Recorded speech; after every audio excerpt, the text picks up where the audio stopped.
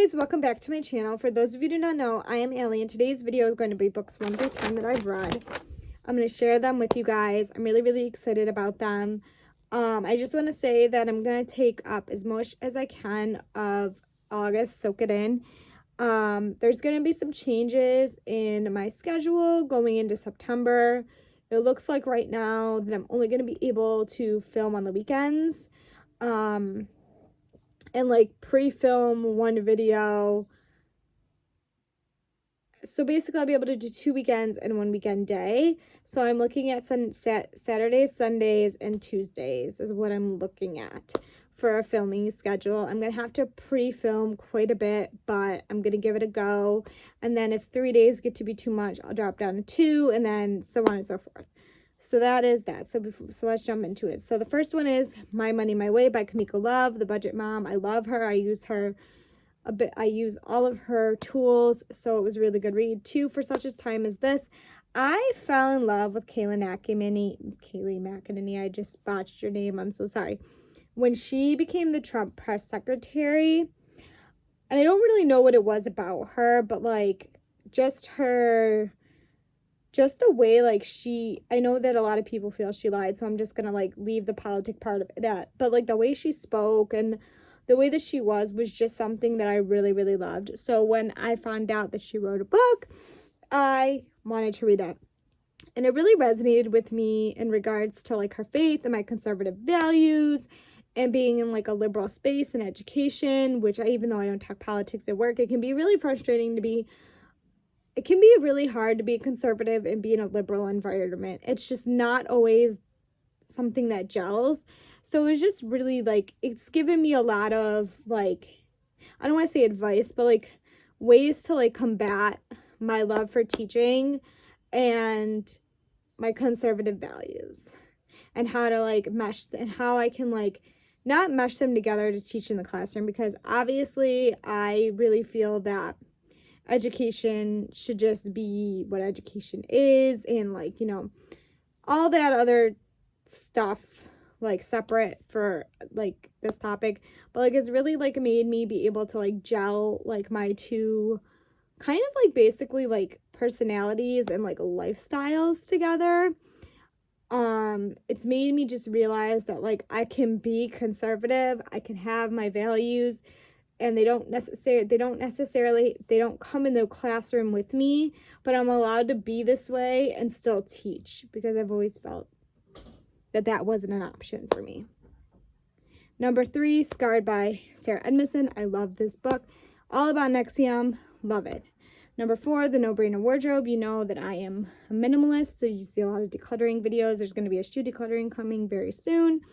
Number 5, The Hating Game by Sarah Thorne. I read it because Lucy Hale started the movie. Number 6, Good and Good with Money by Jessie Freome.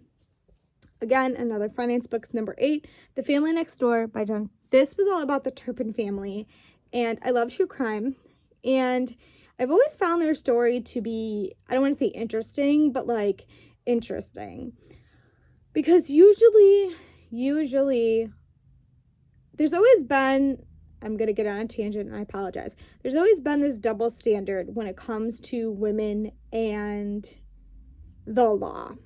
I feel like I've seen both male teachers and female teachers get in trouble for having sex with students, and it's been in the news before, and I feel like females get a slap on the wrist, and I feel males don't. I feel that even, like, with the Johnny Depp case, I love Johnny Depp. I feel like the world was so easy and so quick to attack him when he didn't, whether he was abusive or not at that moment. We're just going to say that. And I think that it's very easy to say, like, there's no way a woman can be abusive, but they can be. And if the Johnny Depp and Amber Heard trial is not proof enough, if you still think Amber Heard was abused, you people know nothing. Okay? Like, come on now. At some point here, okay? And I think that, so that was kind of, like, another reason that I was, like, really, I don't want to say intrigued, but intrigued. Like, I was really interested in, like, the whole story. as to like what transpired in that house. Were, I don't want to say were they always like that, but like were they always like that? And you know, like I feel like all the kids got the short end of the stick in the parents department. Reading that book was so eye-opening for me because it made me realize that I think part of the reason why we are so quick to defend females, especially like in abuse situations, especially with children. Me as a mother, I don't understand. I could never hurt my child intentionally. And I don't understand how she could do that. And when I was first reading it and I found out like when they got together that like I think he was in like his late 20s. Don't quote me. I don't remember like the exact details in my head from the book. And like she was 17, I thought, okay, maybe she was like kind of manipulated into behaving the way that she was. But the more that I read, the more I was like, no, she was just as involved with the abuse and complicit as he was. And I guess their relationship was weird. I just want to also say, like in the book, if you read it, like the relationship between him and her was weird to like from the get-go to the end. I'm like, what is going on here? Like the things I learned about their relationship, I really did not need to like I did not need to know. But I feel like so from what I've read, and I don't want to make excuses for their behavior because I'm not. I just really feel like she wasn't ready to be a mom at 17, and I know no one's ever ready. And I don't know, I'm still trying to understand how, as a parent, you could hurt your child in any way like this. And also from reading it, I felt like there were times in the book, like I know, so they never really went to public school. The oldest went to public school. And yes, now not bathing your child is considered neglect with CPS and those types of things. I don't know if that was the case when Jennifer was a child. I think that's the oldest. But again, like she went to school like dirty, filthy, and then like I think after that she like never went to school again. I think she went to public school up to 3rd grade. And I don't know how nobody could not, maybe the laws have changed. I don't know. I'm not an attorney. So I just want to say that I'm not an attorney. In no way capacity am I an attorney. So then the second thing that I noticed in like some of like besides the school there was a moment where they took one of the children to the hospital for an injury. And I find it weird that like the injury, like there was just people who could have intervened. And I know it's easier said than done. And I know that like, oh, that's weird, like is a response. And then you're like, oh, maybe that wasn't what you thought it was. I get that fully. But I just feel like there was so many opportunities where, I don't know, I know that they were like trained, like were probably trained what to say, but like, I felt like there was just so many times where like there could have been somebody to intervene quicker and they just didn't. And I don't know. But it was a really, really good read. I will say that if you have children, just beware it kind of makes you go down like a rabbit hole a little bit of like, do I trust the people that take care of my child's situation that when they aren't in school? Like if you have family that watches them, I got a little paranoid, but I've gotten better, obviously. Number 8's going to give me a lot of heat, and I've decided that I am okay with speaking more about my beliefs. And I'm not going to apologize for them. Does that mean I'm going to have conversations in a classroom? No. Does that mean I'm going to have debates with people that I live with or that I work with? No. I will say that we can have discussions in the comments, but any name calling, right or left, I will remove you from the comments. I repeat, I am not going to tolerate bullying from either side of the equation at all. Conservative or Democrat, I will not tolerate bullying. We don't need to be mean and nasty with each other. We don't. We can have conversations and not be mean and nasty with each other. Just gonna say that. So when Roe v. Wade overturned, I really only remembered so much of what I was taught in high school, to be truthfully honest with you, about abortion. And I knew what New York State laws were. New York State laws have never really changed. In full transparency, I was pro-choice up until about 6-ish months ago, I'm gonna say. I had gone and seen if it was an option for me. I was too far along. And I think for me, the big reason that I really started to navigate my belief on this was because of my split second, I don't want to say split second decision, but my agonizing having to make the decision and realizing that that was an option. But here's the thing, it was still an option in New York State. I just want to preface this by saying it was still an option. But by that point, there was a heartbeat. This was a living human being in me. And it wasn't a quote unquote clump of cells. So that's kind of when I was like, okay, I'm pro-choice, but only up to a certain extent. And that's kind of where I've landed. So I'm not going to come out here and say I'm pro-life. I'm not going to come out here and tell you that I'm pro-life. So here's the thing. So I am pro-life. We're just going to say that. I am pro-life. But I also, I'm still struggling with this a little bit, but I am pro-life. I don't know what I was going to say, but that's kind of where my decision came from. But with Roe v. Wade overturning, I realized that, in all honesty, I knew it was about abortion.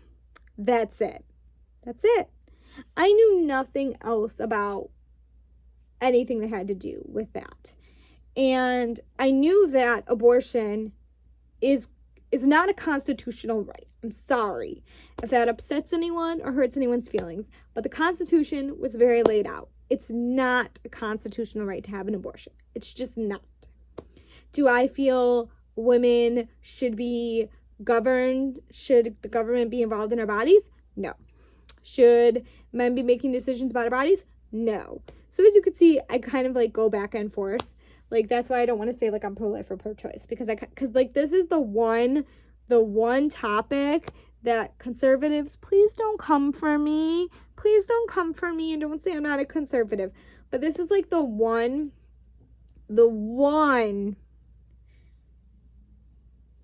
side of this that I struggle with my beliefs still on it. So I kind of go back and forth between being pro-choice and pro-life. I am for certain situations, definitely, I understand the need for it, rape, incest, anything like that.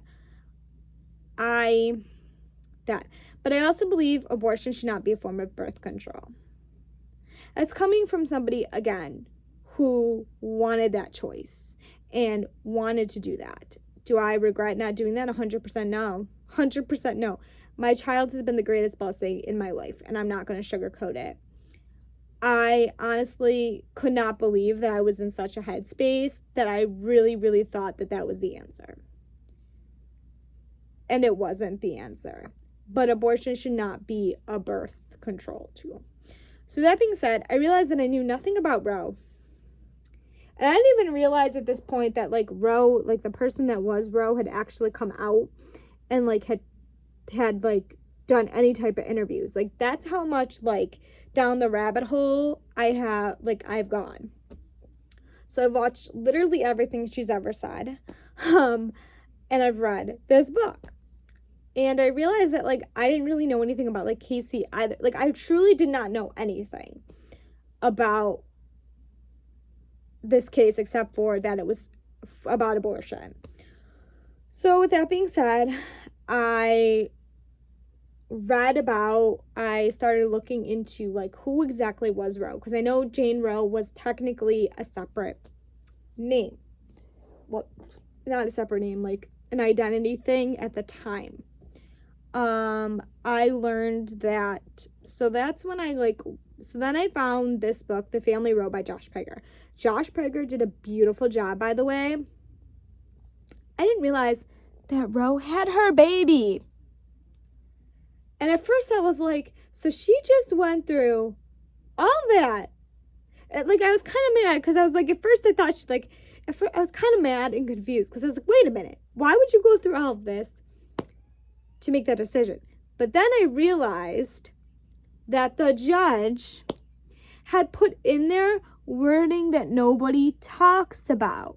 Talks about, by the time this decision is actually made, she will be too far along to do anything.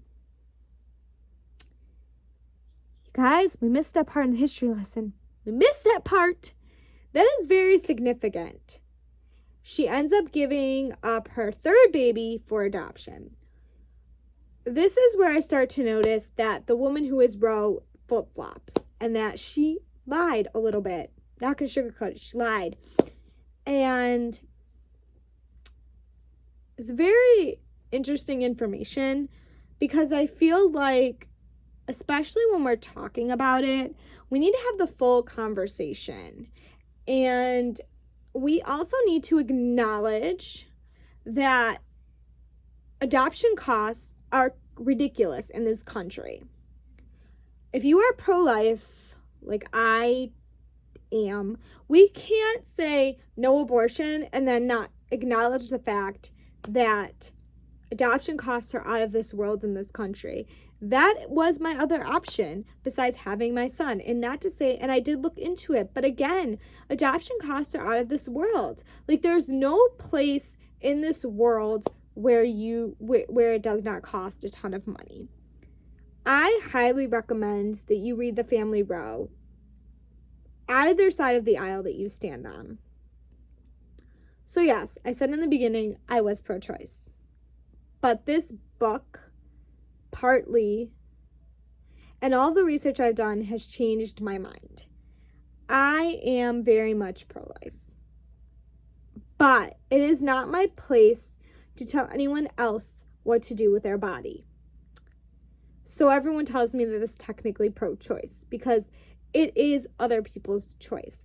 I am not okay with abortion all the way up to 9 months, like it's legalized in New York State. I don't think that's cool. That is murder, period. Any way you slice it. And I also want to say that what they do in the hospital is not a medical abortion. Okay? So everyone stop saying that. Honestly, this Roe v. Wade case has made me crazy, because I'm telling you, I'm so over the stupidness. It all goes back to the states. And I feel that is 100% where it needs to be. The federal government needs to not be involved in our lives. Period. I don't want the government involved in my life and what I do with my child. That's my child, not the government's child. Because let me tell you something, it's a slippery slope, people. And people tell me I'm crazy all the time. And people tell me I'm a conspiracy theorist all the time. But let me tell you something, it is a slippery slope. It is a slippery slope with this whole thing. And also, where are you guys, my body, my choice, when we didn't want a COVID-19 vaccine? I didn't want a COVID-19 vaccine. Did I get it? Yes. Did I research? Yes. Did I make the decision for me? Yes. Does my son have it? No. And the government is not going to tell me what I do with my child. That is starting to get on my nerves. Kathy Hochul, you know what you did. Okay? So we're going to go past this so I can calm down. Number 9 is I'm Not Your Perfect Mexican Daughter by Erica L. Chansey. That was really, really good. Number 10 was actually hard for me to read, given that my father is an Afghan vet, that I've talked about in my coffee chat video. It's I Am Mahala. I Am Mahala Yousaf. I really, really love that book, and I'm sad to see that Afghanistan is back to the way that it was before the war, before any type of democracy was put in place. And I'm not here to argue with you if we should or shouldn't have been there. It's not my place. But it is really frustrating to see Afghanistan back to the way that it was. It feels like my father went over there for nothing, and it feels like Mahala risked her life for girls to go to school for nothing. But it was a really good read, and I feel like we should read it because I think women in this country forget how much freedom we actually have in this country, and I think it's important that we start to acknowledge the freedoms that we do have. And that book is just a great reminder of the fact that we're free, that we have the freedom to choose our education, and to learn and to have women educated in this country. Because let me tell you, it's very easy to say it won't happen here, but slowly but surely, my conspiracy theorist brain is starting to feel like it can happen anywhere. So I hope you guys enjoyed this video. Please give it a big thumbs up if you do. If you're not subscribed, please subscribe, and I will see you all next time.